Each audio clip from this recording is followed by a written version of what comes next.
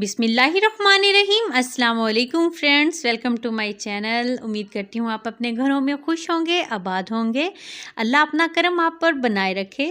तो फ्रेंड्स, आपकी ज़िंदगी को और भी मज़ेदार बनाने के लिए और ख़ुसूसन आपके टी टाइम को बहुत मज़ेदार बनाने के लिए आज बहुत ही ज़बरदस्त पोटैटो बाइट्स की रेसिपी मैं आपके साथ शेयर करने वाली हूँ। तो चलिए शुरू कर लेते हैं। आधा किलो आलू लिए थे, इनको नमक डालकर उबाल लिया है। अब आलूओं को अच्छे से मैश कर लिया, इसमें ज़रा सा भी मोटा हिस्सा नहीं रहना चाहिए आलू का। तो अब इसमें 1 चम्मच नमक, आधा चम्मच काली मिर्च पाउडर और आधा चम्मच कुटी लाल मिर्च डाली है। 2 चम्मच ब्रेड क्रम्स के शामिल कर दिए हैं। 1 चम्मच भरकर सूजी और 1 चम्मच ही कॉर्नफ्लोर इसमें शामिल करना है। 1 चम्मच लहसुन का पाउडर डाल देना है। अगर लहसुन का पाउडर नहीं है तो 3 से 4 जवे लहसुन के उनको पीस कर वो डाल दें, तो फ्लेवर वैसे ही हो जाएगा। तो ये तमाम चीज़ों को अच्छे से मिक्स कर लिया। अब हैंड्स पे हल्का सा ऑयल लगाकर और थोड़ा सा लेकर इस तरीके से देखिए फिंगर्स की मदद से इसको अच्छी सी शेप दे लेनी है। वैसे तो आप अपनी मनचाही शेप दे सकते हैं। तो ये देखिए, ये थोड़ी मुनफरिद और ज़बरदस्त लगेगी, देखने में भी अच्छी लगेगी और खाने में भी।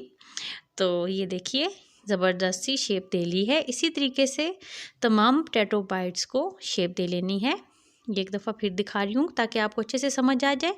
तो ये देखिए, ये शेप दे ली है, तमाम की शेप हो गई।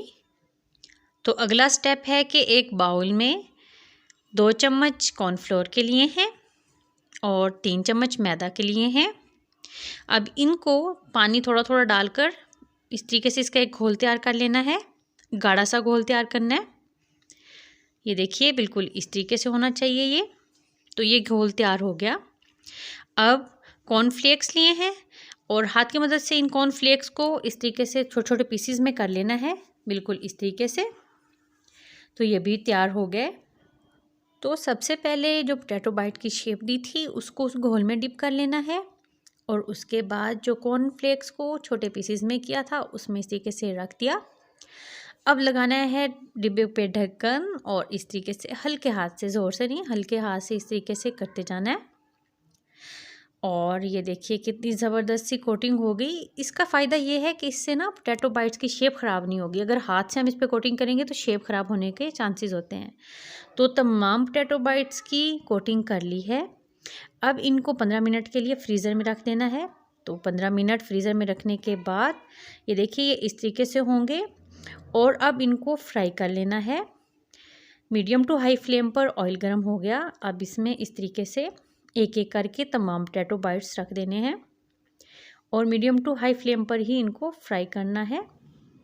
तो चम्मच की मदद से साइडें चेंज करके हर साइड से बहुत प्यारा सा गोल्डन कलर कर लेना है। तो ये देखिए ये गोल्डन कलर हो गया। अब इन्हें ऑयल से निकाल लेना है। तो बहुत ही आसानी से और मज़ेदार से पोटैटो बाइट्स तैयार हो गए। ये टी टाइम के लिए परफेक्ट स्नैक है। और इसी दौरान अगर आप मेरे चैनल पर नए हैं तो काइंडली चैनल को सब्सक्राइब कर लें, वीडियो को लाइक कर लें। मिलते हैं न्यू रेसिपी के साथ। अल्लाह हाफिज़।